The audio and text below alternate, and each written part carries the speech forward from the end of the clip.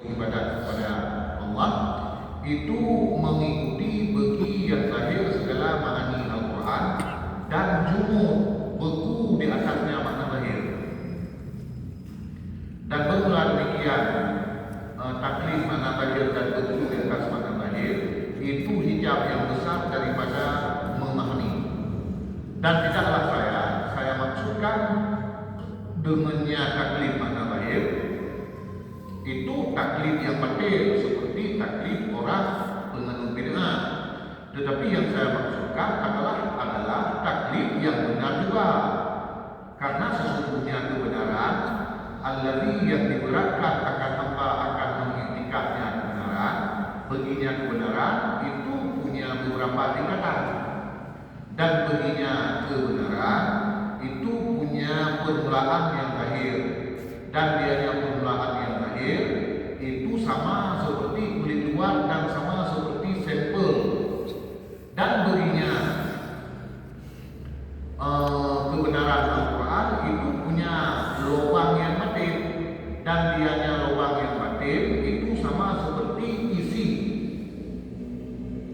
Bersabdalah Rasulullah SAW, Inna lil Qur'ani, sesungguhnya bagi Al-Quran itu zahir dan batin, maksudnya makna zahir dan makna batin, dan haddan wa mutlaqan, dan Al-Quran juga punya batasan had dan punya mutlaqah, makna yang mendalam.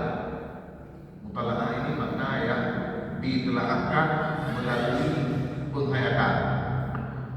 Jadi bagian kedua yang menghalangi orang yang fokus untuk ibadat kepada Allah, yaitu memahami Al-Quran itu cuma makna zahir dan dia kaku terhadap bagaimana zahir. Maksud kaku terhadap makna zahir, dia berpikir Al-Quran itu tidak punya makna yang lain, cuma makna zahir saja. Nah, ini merupakan hijab yang besar untuk memahami kandungan-kandungan Al-Quran.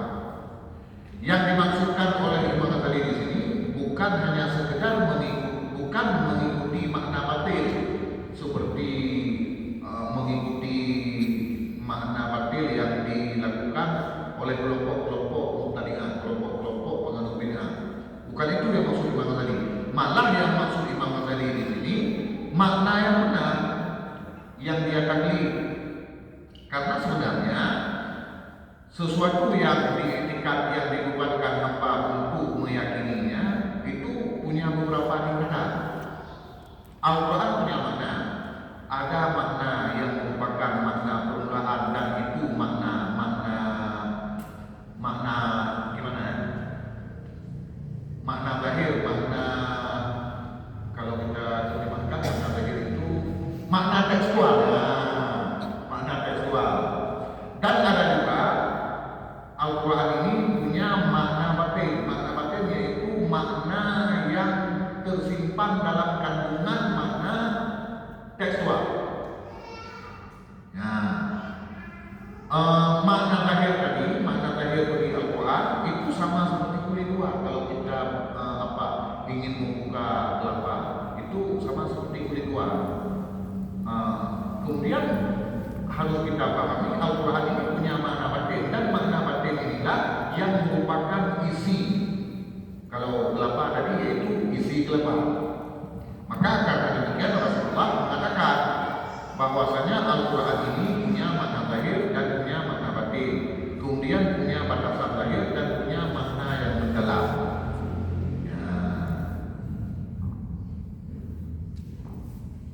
Makanya kan dalam tafsir Al-Quran ada itu tafsir yang namanya tafsir Ibani, ada yang namanya tafsir Isari.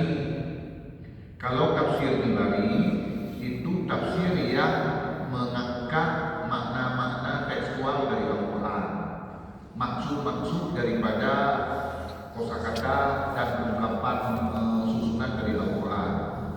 Kemudian ada juga makna Al-Quran itu yang ditafsirkan melalui tafsir Isari. Tafsir Isari ini biasanya disampaikan oleh para ulama sufi.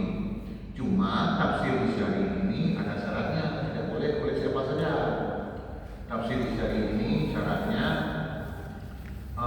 tidak boleh penafsiran Al-Quran itu bertentangan dengan ijma, tidak boleh penafsiran itu bertentangan dengan akal sehat, tidak boleh penafsiran Al-Quran itu bertentangan dengan ayat-ayat Al-Quran sendiri yang sifatnya qat'i.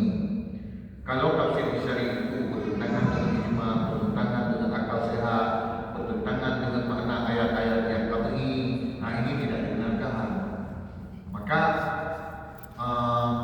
tafsir isyari itu yang menyimpang, itulah yang dianut oleh kelompok-kelompok mulahidah, kelompok-kelompok yang sesat dalam Islam. Kalau di Aceh dulu ada yang namanya kelompok Salihita, itu tafsir isyari yang menyimpang yang mereka anut. Kalau tafsir isyari yang lurus ini tidak akan bertentangan dengan tafsir isyari, tidak bertentangan, karena dia tidak akan bertentangan dengan ijma ulama, tidak bertentangan dia dengan akal sehat. Jadi makna firman itu tergolong makna sahih apa makna sahih? Itu makna sahih. Ya. Dan yang kita pelajari di tafsir itu apa? Itu tafsir ibari, masih makna sahih juga. Masih makna sahih. Seperti ayat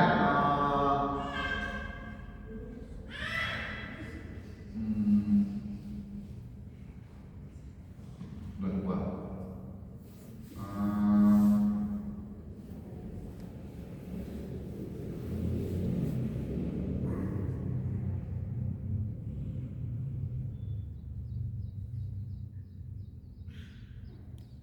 Seperti ayat yang menafsirkan kata-kata Fir'aun itu dengan hati yang gelap.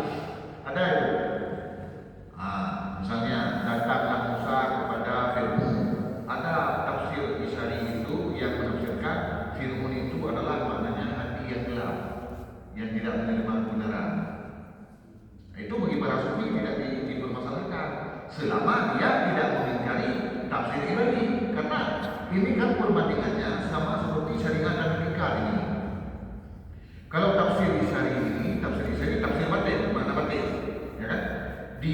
Itu tidak akan bertentangan dengan tafsir isyari.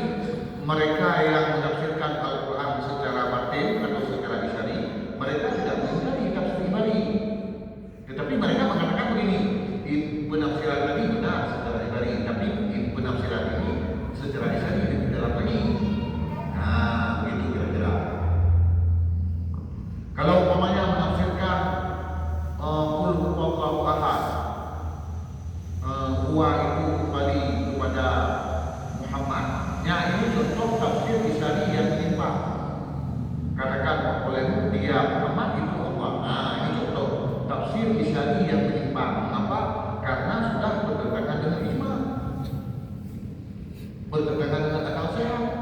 Mana akal sehat yang bertentangan?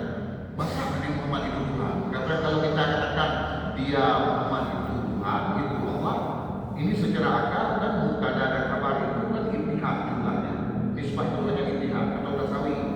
Berarti kalau kita mengatakan Muhammad dia Muhammad itu Allah, berarti sudah menyatu antara Tuhan dengan makhluk. Ini tidak mungkin. Ini bertentangan dengan ijma, bertentangan dengan akal sehat. Kalau kita pada kitab An-Najmul Ilahiyah fi Tafsiri Al-Isyari As-Sufi, itu karangan para ulama sufi. Kalau kita baca itu cukup mendalam maknanya.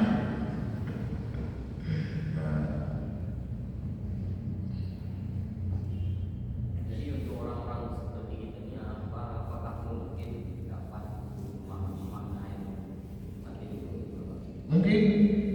Mungkin, tetapi caranya yaitu menghilangkan dulu wiswas hati tadi yang sibuk dengan memperbaiki makna dulu. Dengan catatan makna dulunya sudah selesai. Kalau memang makna dulunya belum selesai, ya memang kewajiban kita memperbaiki makna dulu. Ini tidak salah. Kalau misalnya antara kaf belum begitu beda. Kita baca antara ra dengan mudin masih tertukar-tukar. Sesekali raihil maghdubi. Nah, kan ini kewajiban kita bukan masuk ke makna batin. Kewajiban kita adalah memperbaiki ini dulu. Kalau tidak, salah kita tidak sah. Ini pembicaraannya adalah bagi orang yang sudah selesai tentang makhraj huruf, tentang membaca Al-Qur'annya sudah benar, tahsin Al-Qur'annya sudah benar, maka dia jangan lagi menyibukkan diri dengan persoalan makhraj, tetapi dia mentadabburkan makna, menghayati makna dari apa yang dia baca. Dengan itu akan dicampakkan oleh Allah dalam hati kita makna-makna batin.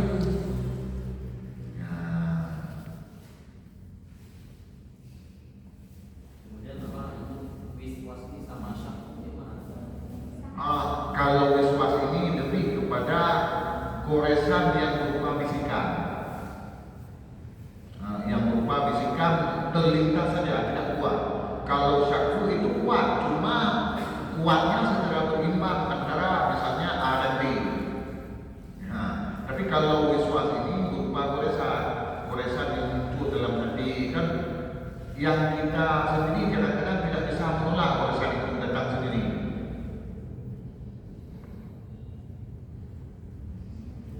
Lebih tepatnya kita katakan bisikan hati.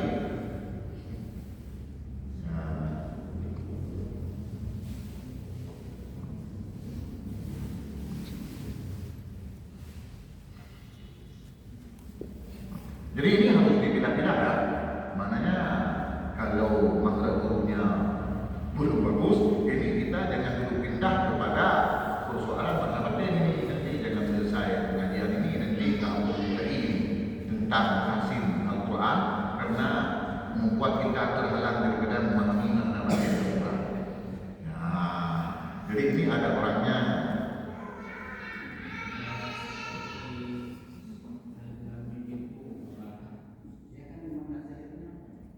Enggak ada makna batinnya, enggak ada orang itu. Itulah contoh tafsir makna batin, makna isyari. Itu contohnya, contoh yang lain. Fawatihus suwar, pembuka surat alif lam mim, alif lam ra, alif lam mim ra, kaf, ha, ya, ain, sa dan sebagainya. Itu kalau tafsir Bukhari tetap ditulis di situ Allahu a'lamu bi muradihi. Allah yang paling tahu apa maksud dari potongan huruf yang ada di awal surat itu. Tapi para ulama sufi melalui tafsir isyarinya mereka mengungkapkan makna alif lam itu. Kalau alif itu menunjukkan kepada makna Allah, kalau lam itu menunjukkan kepada makna lutfillah, kalau mim itu menunjukkan kepada makna yaitu mulkillah, berarti Allah ini yang maha lembut dan yang memiliki kerajaan dunia akhirat. Itu contoh tafsir isyari. Kalau tafsir secara umum itu namanya ibadi, tetap ditulis Allahu a'lamu bi muradihi.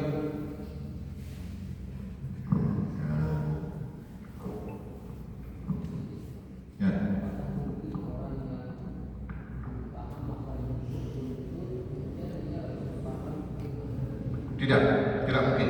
Secara keilmuan tidak mungkin. Jika ada kejadian itu merupakan bisikan setan. Betul. Seperti orang misalnya ilmu syariat belum punya, salat tidak beres, salat belum tahu bagaimana tata cara salat. Lantas dia muncul sebuah kesaktian dari dia. Itu bukan drama, jangan kita tipu, jangan terkecoh. Itu adalah ilmu kanuragan. Bahasa orang Jawa kan? Ilmu pokok kinyo di Jawa, nggak mungkin. Jadi kalau orang makhluk belum tahu, belum bisa membaca Al-Quran secara benar, ya, lantas dia tiba-tiba memahami makna batin.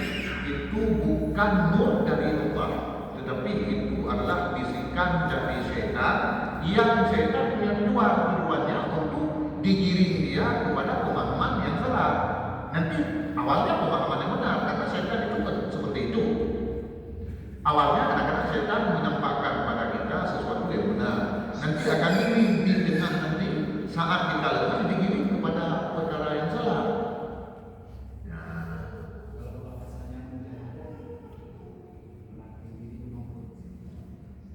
Itu memang melalui diri baru bisa sampai. Kalau dalam makna Al-Quran tadi yaitu melatih diri dengan tahsin. Kemudian selesai tahsin, benar tata cara membaca, baru kemudian memahami makna dan akan diturunkan oleh Allah sendiri nanti melalui cahaya yang diberikan oleh Allah untuk kita pahami makna batin. Demikian juga dalam perihal orang beribadah. Jadi ketika dalam mujahadah beribadah, fardu sudah selesai juga kan ini ya. Fardu nggak pernah ditinggalkan. Salat fardu yang lain juga nggak pernah ditinggalkan yang kewajiban. Kemudian dia menambah dengan amalan-amalan sunat, sering puasa sunat, sering melakukan salat sunat waktu malam, sering tahajud, sering bersedekah, banyaklah perbuatan sunat. Kemudian tangan, mulut, telinga, lidah yang dia miliki semuanya dijaga semampu mungkin untuk tidak menyakiti orang lain. Kepada orang-orang seperti ini mujahadah namanya kan? Mujahadah namanya, melatih diri untuk tidak melakukan hal-hal yang dilarang. Kepada orang ini lama-kelamaan nanti dia akan diberikan sebuah derajat oleh Allah Subhanahu wa taala. Ketika dia dapat derajat di sisi Allah, ya, akan diberi sebuah kemuliaan. Kemuliaan itu dalam bahasa Arab namanya karamah. Kalau tidak punya ilmu agama, kemudian ibadatnya masih compang-camping, bacaan Al-Quran yang tidak jelas, lantas muncul sebuah kesaktian tadi ya, di depan orang banyak. Misalnya dia punya kemampuan, orang yang menyerang dia dari jauh, dia tahan seperti ini, orang tersebut langsung jatuh, ya kan? Nah, misalnya seperti itu kan, itu bukan karamah, jangan terkecoh. Kemudian apa arti kadang dianggap orang muda mampu maka sebelumnya mana batasnya? Kadang-kadang kita di teori cuma tahu jadi cara keluarnya begini, cuma waktu kita lakukan nggak sesuai seperti yang teori kita sampaikan. Apakah itu sudah dianggap madas dan Paling kurang untuk sah salat, untuk sah menjadi imam salat, paling kurang yaitu tidak memiliki cacat yang dapat berubah makna. Bahasa Arabnya disebut lahir. Tidak ada lahir yang bisa berubah makna saat kita baca Al-Quran. Itu sudah betul. Meskipun secara ilmu tajwid, kalau kitanya cara baca seperti itu, apakah itu izhar atau ikhlas, kita nggak tahu. Tapi bacaan kita benar. Nah, ini yang penting, bacaan benar. Meskipun secara teori tajwid kita tidak tahu itu masuk ke teori apa. Nah, orang yang mendengar bacaan kita enggak punya keraguan untuk mengikuti kita sebagai imam.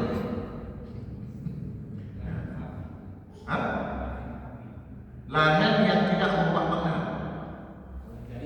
Merubah makna betul. Lahir kafir itu sudah benar bacaannya.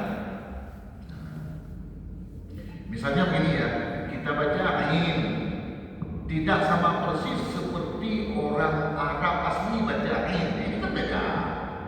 Kita kan bukan bahasa sendiri, orang Arab bahasa sendiri mereka.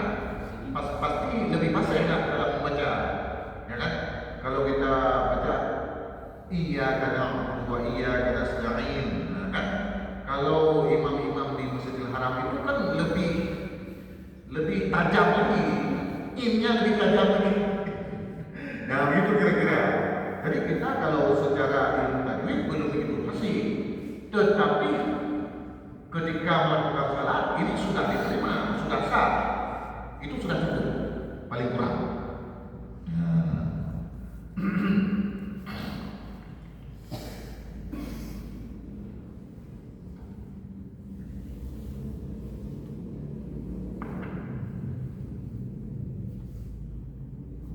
Udah ya? Nah, kita lanjut sedikit lagi nih, biar sampai pada masalah yang kelima. Maka orang yang kaku di atas makna lahir, yang menduga ia bahwa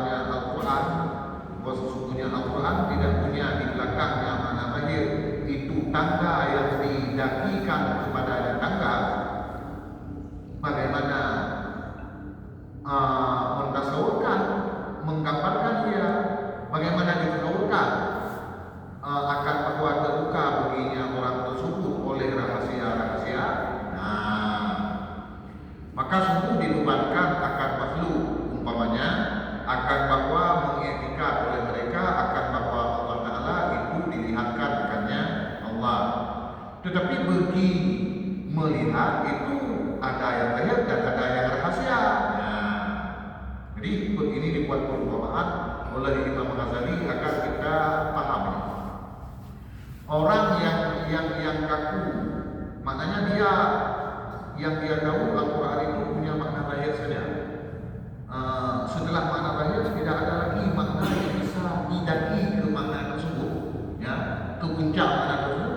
Maka tidak mungkin orang tersebut terbuka baginya rahasia-rahasia makna Al-Quran, karena dari awal dia sudah mengingkari, dari awal dia sudah tidak yakin.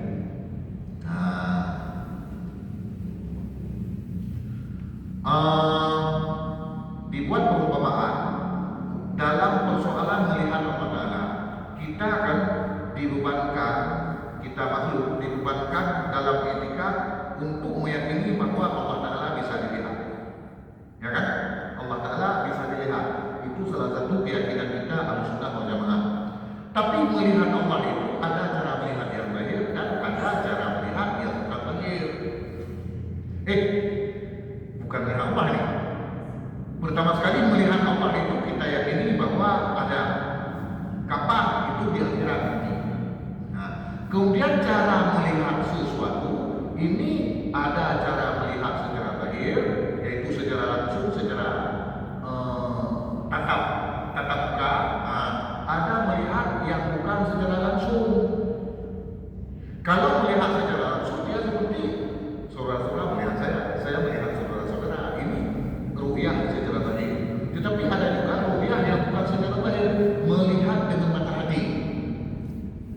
Ya, melihat dengan mata hati. Nah,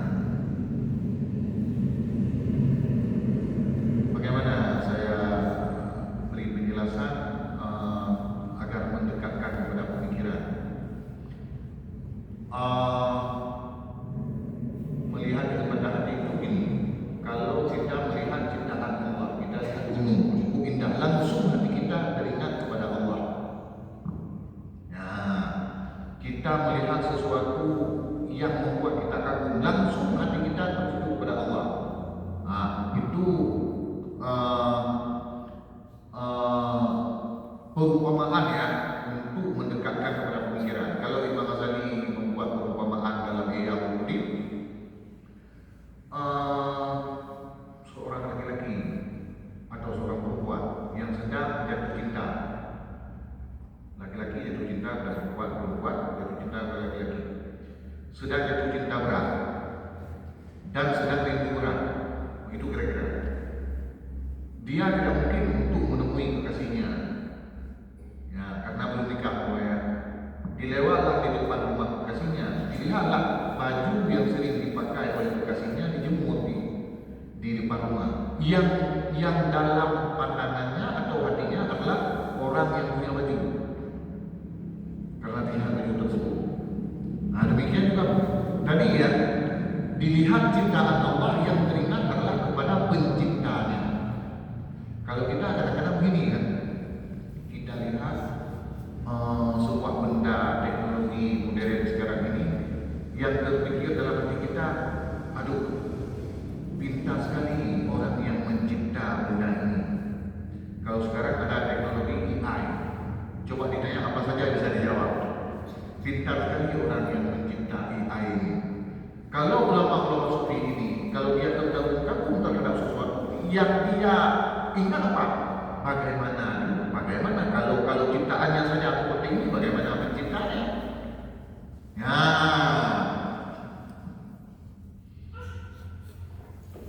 Jadi dalam persoalan melihat tadi ada melihat secara zahir, melihat secara kasat mata, ada melihat secara rahasia.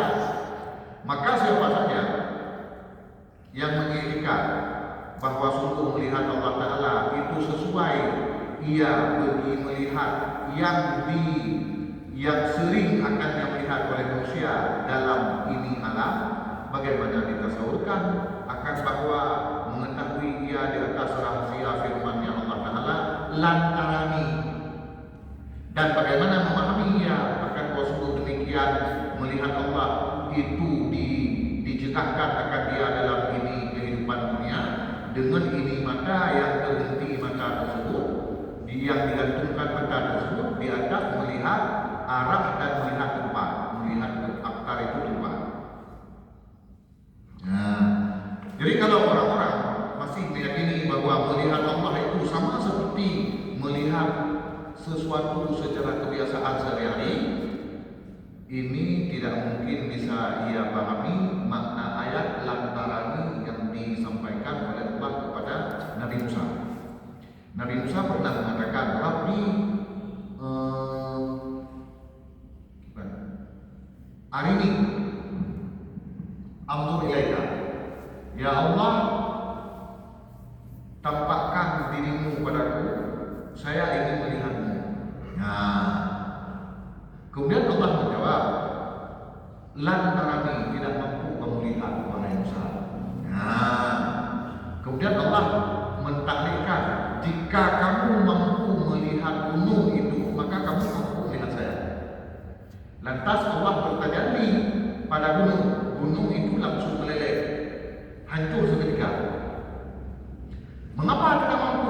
Yang tidak mampu di sini adalah dengan mata kepala seperti mata kita di dunia sekarang ini.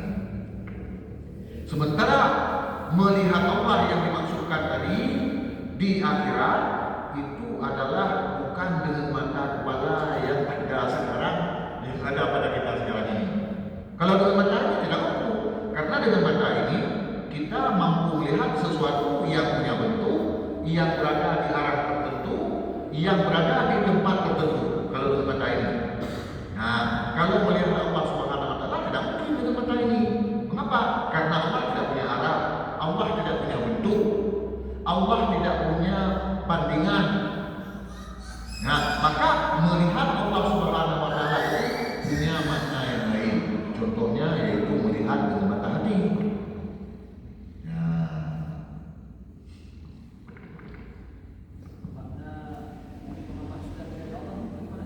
Itu lagi. Nabi Muhammad itu sebelum naik ke Sidratul Muntaha sudah dibersihkan hatinya. Beliau sudah dipakaikan pada diri beliau sesuatu yang melebihi dari malaikat Jibril. Pada saat Nabi Muhammad ingin menuju ke satu titik di Sidratul Muntaha, beliau kan melewati beberapa hijab, beberapa lapisan penghalang.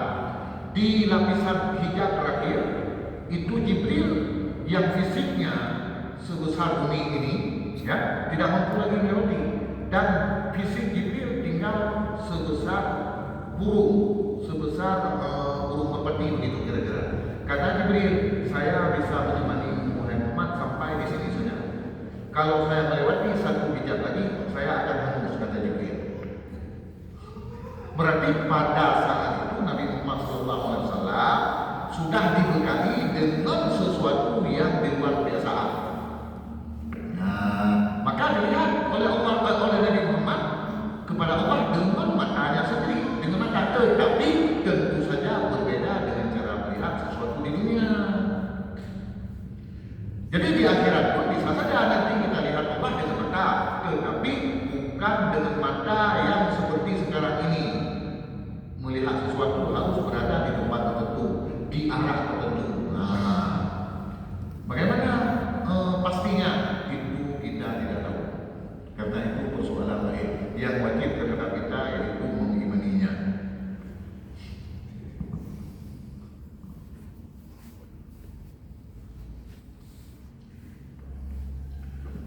Wa kaifa yudriku, dan bagaimana memperoleh makna akan firman-Nya Allah, la tudrikul absar. Ada ayat mengatakan la tudrikul absar, beserta firman-Nya Allah, wujuhu yawma idzin nadhirah ila rabbiha nadhirah. Ini kan ada dua ayat yang nampak bertentangan.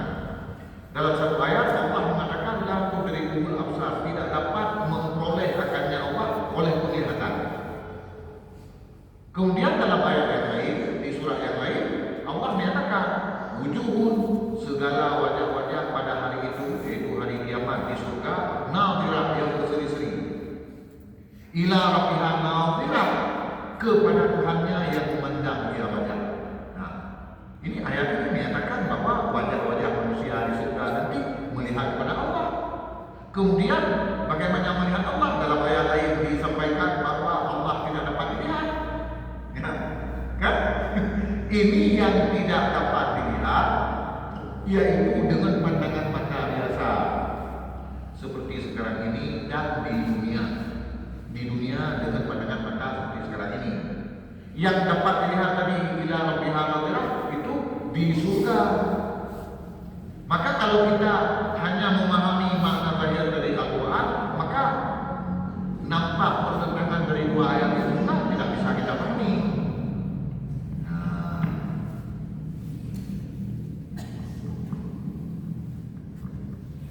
Bagaimana kita menjelaskan dalam Allah itu dalam ayat dalam ayat contoh, kemudian Al-Quran yang sudah kita lihat pada hari ini sudah ada huruf, sedangkan kalau Allah tidak berhuruf, tidak bersuara. Bagaimana kita? Ya begini, Al-Quran yang merupakan kalam Allah, yang ada pada zat Allah, itu adalah salah satu sifat yang tidak punya huruf, tidak punya suara. Jelas. Kemudian yang diturunkan kepada Nabi Muhammad yang ada pada kita sekarang itu juga kalam Allah secara dilalah. Maknanya apa? Maksud dan makna yang terkandung dalam Al-Quran yang ada pada kita sekarang, makna dan maksudnya sama persis dengan maksud dan makna yang ada pada kalam Allah yang azali, yang tidak punya huruf, tidak punya suara. Ya. Jadi makna yang dikandungnya sama. Cuma bagaimana kita memahami kalam tadi yang tidak punya huruf, tidak punya suara? Bagaimana? Sesuatu tidak punya huruf, tidak punya suara, ada makna. Oh, itu bukan hal yang aneh. Di dunia saja ada sesuatu yang tidak ada huruf, tidak ada suara, tapi punya makna. Ya. Tadi di jalan saya masuk sini banyak itu di tengah jalan ada dibuat figur yang kuning itu kan pembatasan lintas. Itu hurufnya tidak ada, suaranya tidak ada, tapi punya makna. Makna di situ apa? Kita jangan berbelok ke kanan karena di sini sudah ditutup, dilarang untuk berbelok arah ke belakang.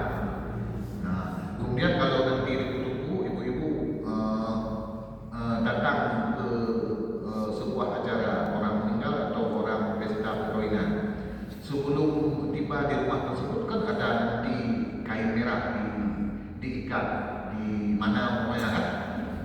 Yang Anda pahami ketika melihat kain merah atau kertas layar warna merah itu, apa yang Anda pahami? Berarti diminta pada kita untuk hati-hati membuat kendaraan di situ, karena di situ di depan ada keramaian. Ya, kalau bukan orang meninggal ya orang pesta kan? Itu kan cuma kertas, nggak ada tulisan di situ, hati-hati, nggak ada. Nah, itu cuma benda tidak punya huruf, tidak punya suara, tapi punya makna. Itu di alam kita saja ada.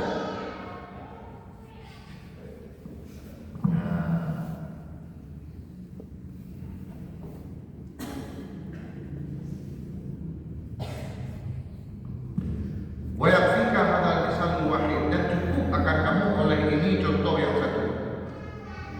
Jadi untuk memberi pemahaman kepada kita tentang makna batin dari Al-Quran, dirasa oleh Imam Tabari tadi satu contoh tadi tentang melihat Allah itu sudah cukup untuk bisa kita pahami.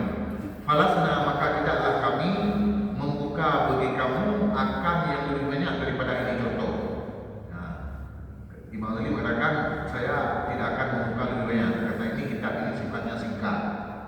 Dan tidaklah kami bermaksud pada ini dasar kecuali penjelasan, kecuali pencerahan bagi permulaan rahasia untuk membuat membuat rindu bagi orang yang menyiapkan diri mereka baginya rahasia-rahasia.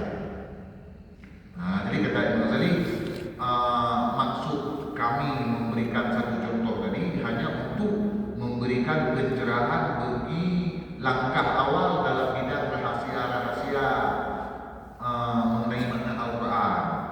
Untuk apa? Untuk mendorong ya, untuk membuat orang tergegas, orang yang menyiapkan diri untuk ingin memahami rahasia itu supaya dia termotivasi. Ya.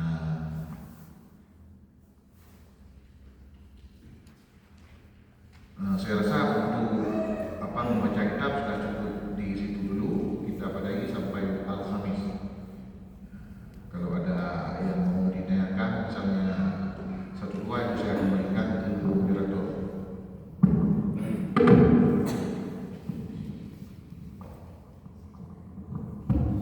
Terima kasih kami ucapkan kepada Aba yang telah menjelaskan begitu mendalam tentang kajian pada hari ini yang terkait dengan Al-Quran. Dan bagi jamaah yang mungkin ada pertanyaan, nah mungkin di sini kita utamakan dari ibu-ibu karena ibu-ibu dari tadi belum ada yang bertanya. Dipersilahkan kalau memang ada pertanyaan, ataupun juga dari tunggu-tunggu juga dipersilahkan.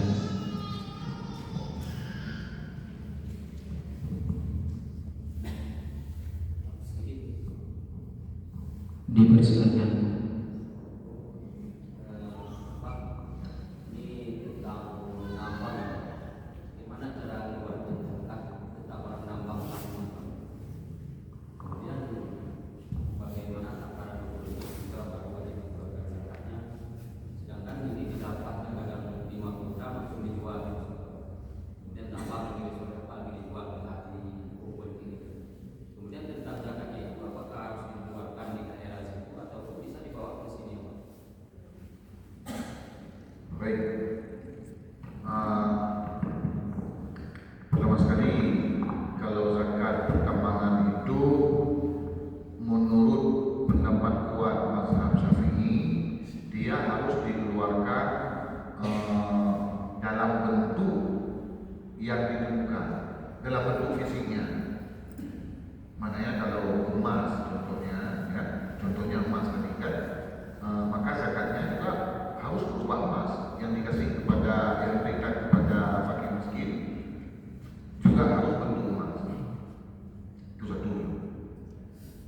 Ada pendapat kedua dalam mazhab Syafi'i,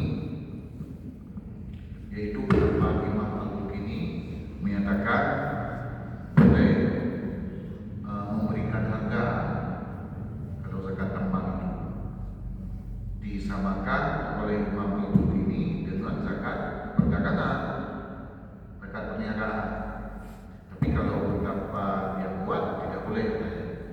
Nah, maknanya ini dalam hal bentuk penyalurannya itu ada dua pendapat. Pendapat yang kuat yaitu mesti bentuk fisiknya, pendapat yang kedua boleh ada. Kemudian hitungannya bagaimana? Hitungannya itu meskipun sudah dipakai kemana pokoknya tetap harus dihitung dari awal. Dihitung dari awal sampai 1 tahun dia melakukan pertambangan itu jumlahnya sudah berapa.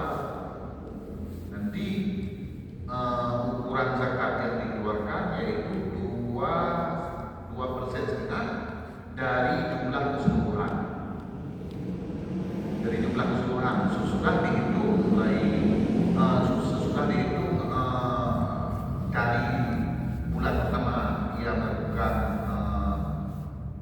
pertambangan sampai bulan terakhir dalam tahun, dihitung nanti berapa semuanya. Nanti 2% dari jumlah keseluruhan itu yang diberikan kepada orang yang berhak. Kemudian apakah boleh dikeluarkan keluar daerah? Nah, ini masalah lain lagi. Itu ada juga perbedaan pendapat ulama. Pendapat yang kuat tidak boleh. Pendapat kuat dalam mazhab Syafi'i tidak boleh. Pendapat kedua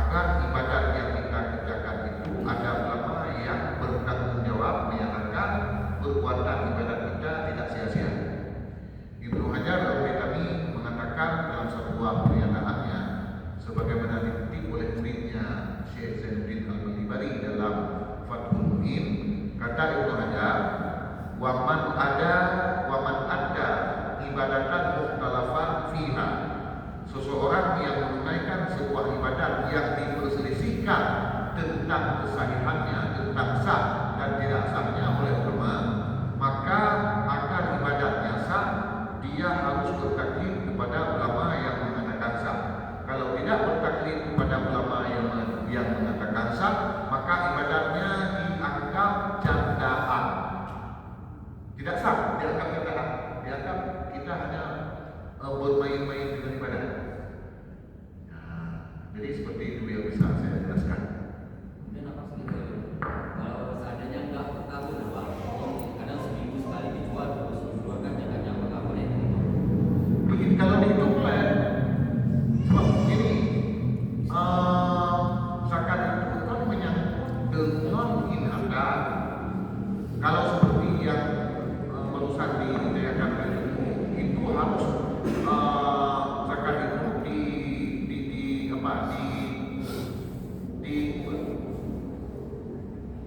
bukan tadi dijual tidak? Dijual. Jika dalam seminggu itu apa kadang dapat ada yang abang itu dapat 200 gram bahkan 3 hari terus dijual. Nah, dijual bukan takjil kan.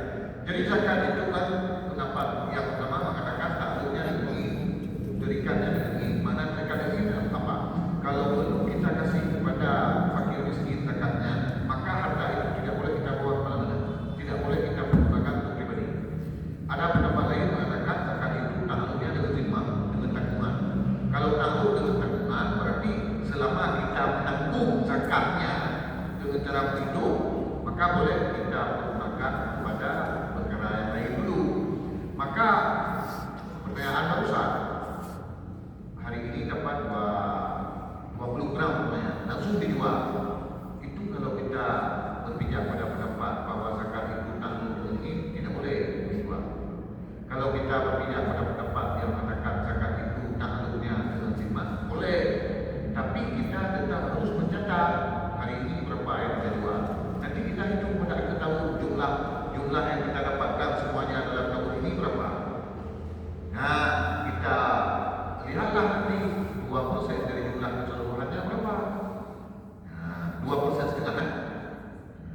Kemudian apa yang memang belum habis. Kemudian apa intinya apa bagaimana? Kan ada ongkos orang kerjanya, apakah itu dipotong dulu apa atau gimana?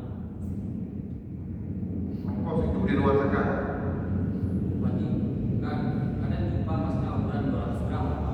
Kemudian dalam 200 gram itu kan ada hak pemilik tanah dulu, bahkan hak pemilik tanah. Kemudian ada orang kerja. Apakah memang dikeluarkan untuk hak orang tanah?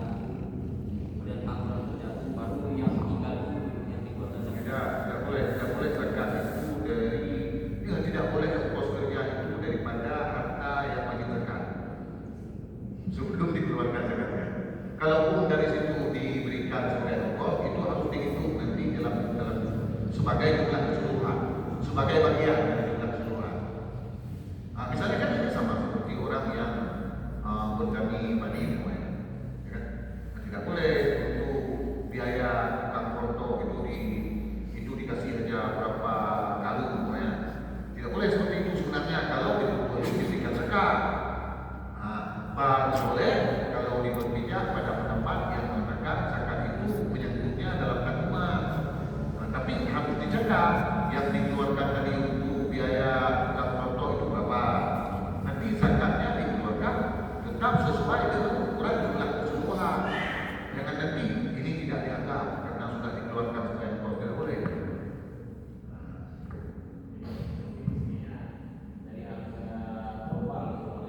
Betul. Jadi 2% setengah itu kalau zakat emas tadi dari jumlah global, jumlah keseluruhan. Jadi orang yang berpijak sekarang itu 1.025.000 gimana tuh? Kan ada 1 juta di bawah kita zakatnya 25.000. Misalnya hasil kopi, hasil kopi dan lain-lain, ya dapat 1 juta disisihkan 25.000, mungkin seperti itu. Ya, boleh. Ya. Kopi ada Ya memang di kampung kita kan ada pendekatan, kan ada paitil pada zakat kampung bahkan dari penghasilan kopi itu sekali panen itu kadang dapat 10 juta itu disuruh potong terus dalam 1 juta itu 25.000 zakat. apa ada kewajiban Itu dulu. Jadi kalau pada tanaman keras yang wajib dizakati cuma kurma dan anggur, kan? Kurma dan anggur. Kemudian kalau pada tanaman palawija itu yang wajib dizakati adalah tanaman-tanaman yang menjadi makanan pokok dalam masa ikhtiar, dalam masa normal, dalam masa bukan masa mencekli. Kopi itu kan tidak dijadikan sebagai makanan pokok, dia hanya sebagai makanan pelengkap untuk membuat kita fresh kan, merasa nyaman. Itu kira-kira kopi. Jadi kalau bicara zakat itu tidak punya kewajiban zakat. Mungkin begini ya, inisiatif yang dilakukan oleh pemerintah setempat namanya itu infak. Cuma disebut sebagai zakat agar orang lebih tergerak hatinya untuk memberikan. Nah, itu. Jadi kalau itu memang bukan sebagai zakat, apapun jumlahnya masalah. Karena memang bukan zakat. Profesi itu ada. Profesi ada zakatnya. Profesi itu sebuah keahlian tertentu. Itu dari segi orang menyewakan jasanya. Itu zakat, itu atas nama zakat sejarah nanti, zakat perniagaan. Misalnya orang menyewakan jasanya, dia punya sebuah keahlian, dia meniatkan ini sebagai ajak atau media untuk mencari keuntungan. Itu zakat profesi. Itu ada nomenklaturnya, ada referensinya begitu kira-kira. Ini kan macam-macam zakat kelapa sawit, zakat kopi. Ini sebenarnya kalau menurut saya kan untuk infak. Nah, seperti zakat pegawai, zakat pegawai negeri kan dipotong juga oleh pemerintah, itu lebih kepada infak. Cuma kalau saya mengikhlaskan saja, karena kalau tidak didapatkan juga dipotong juga. Saya mengikhlaskan saja, kalau saya ya paling tidak itu bisa menjadi amal kebaikan yang bermanfaat untuk umum. Untuk apa kita marah-marah, kita tidak ikhlas? Karena tidak ikhlas itu tetap dipotong. Kalau dari hati. Jadi demikian. Dan terima kasih yang ucapkan kepada Abah yang telah memberikan penjelasan terhadap materi yang terkait dengan Al-Quran dan lain-lain pada hari yang berbahagia ini, dan kami sangat bersyukur dan sangat berterima kasih atas penjelasan dari Abah.